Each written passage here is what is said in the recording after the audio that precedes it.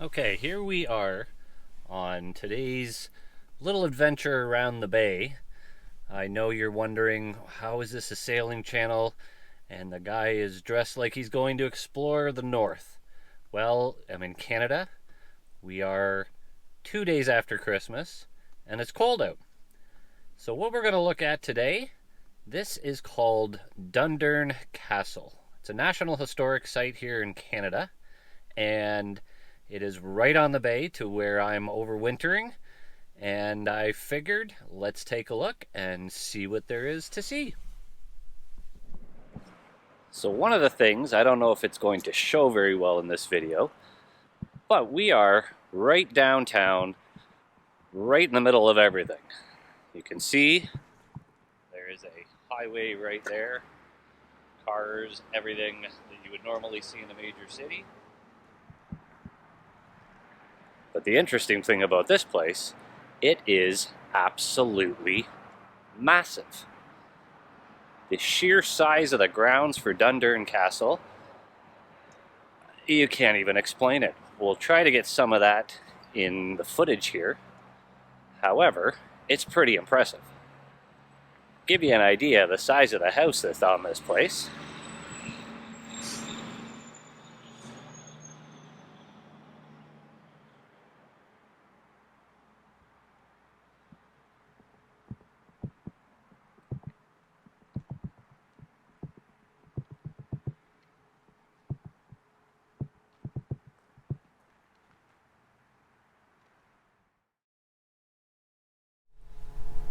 So I'm standing in front now of one of the second or third or fourth, I'm not sure which order we're going in here, buildings that are on the property. Behind me you can see, I'm not sure if it was its own church, to be honest, at one point. Unfortunately, the day we're here, the grounds are open, but the insides are closed. I'm not sure if it's due to the pandemic or if it's due to just the hours we're here. However, this is such a neat little building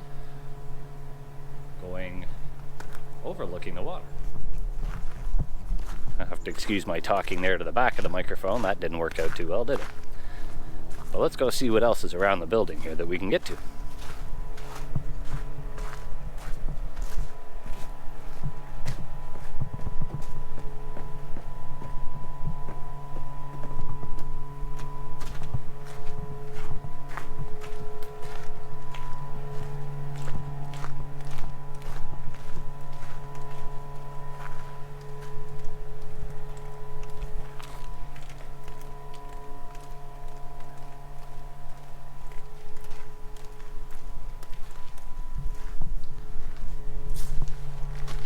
Sure, that would have been pretty neat to see.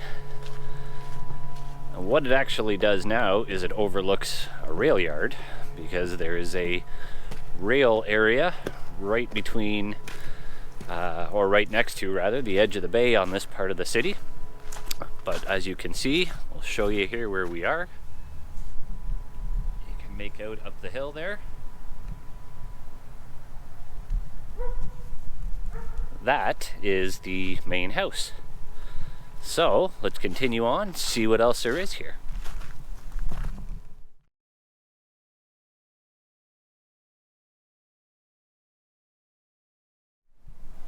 Okay, we've made our way back up to the main house. We are at the backyard, I guess you would call it.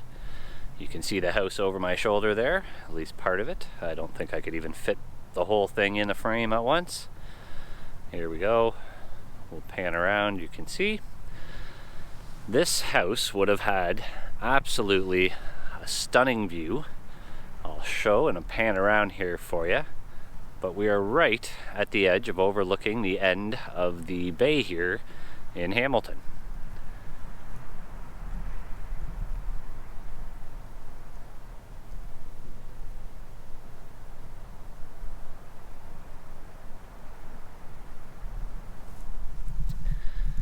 So as you can see, sitting out on the back area of the house, or on the grounds, the view in this area would have been absolutely spectacular. Again, we are right after Christmas. It's gray, it's cold, but let's go see some more.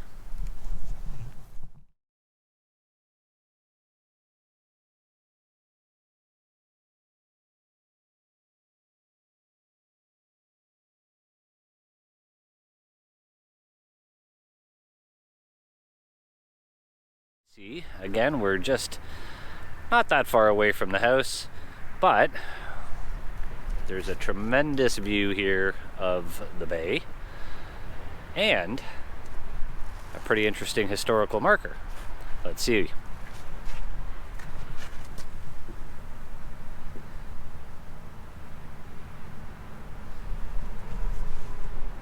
So what that marker is saying, in case it didn't come up on the camera, these oval markers trace the route taken by British forces on the night of June 5th and 6th, 1813, from Burlington Heights to the American encampment at Stony Creek.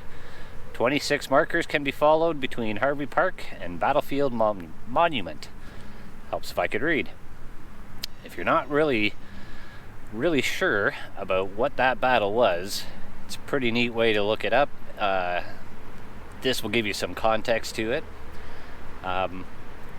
It's pretty much the battle that made Canada, saved us from an invasion, to say the least.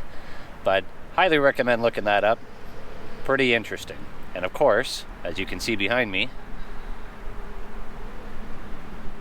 what big old castle type house and historic monument is complete without a cannon. That's pretty cool. Let's continue.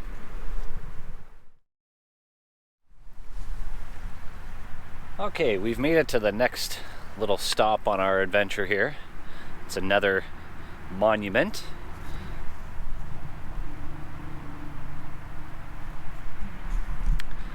This one gives you a little more insight into what I was talking about on the first one. I'll read it to you because, again, I'm not sure how clear it'll come out on camera. This is Burlington Heights, 1813-1814. Here in June 1813, General John Vincent assembled troops that made the successful night attack on the invaders at Stony Creek. From this point of vantage in December 1813, the forces which retook Fort George and carried Fort Niagara by assault, began its march. On these heights stood the strong point of reserve and depot of arms for the defense of the Niagara Peninsula and support of the Navy on Lake Ontario.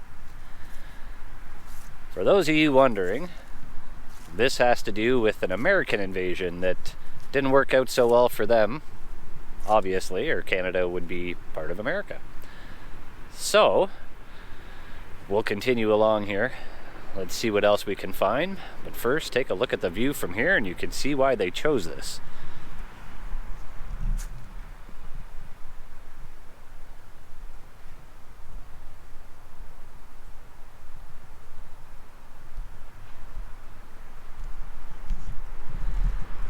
That's a pretty sheltered bay. It's about 7 miles long from here to the, we all refer to it as the bridge because there's now a giant lift bridge there. However, that empties out into this end of Lake Ontario. So it's a good sheltered place for landing compared to being out in the lake, which would make a lot of sense as to why they chose this location. Again, we are still walking around on the grounds of Dundurn Castle. It is big. Let's see what else we can find before the battery dies.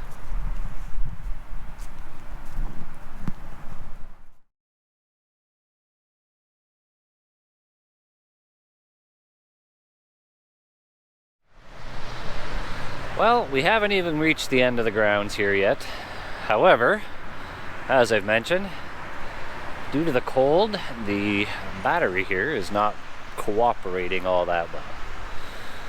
If we pan around though, you can get an idea of why this place was chosen for both its historical military as well as when the house that's now Dundurn Castle was actually built. Take a look at this view as best as we can get it in the frame here on a cloudy day.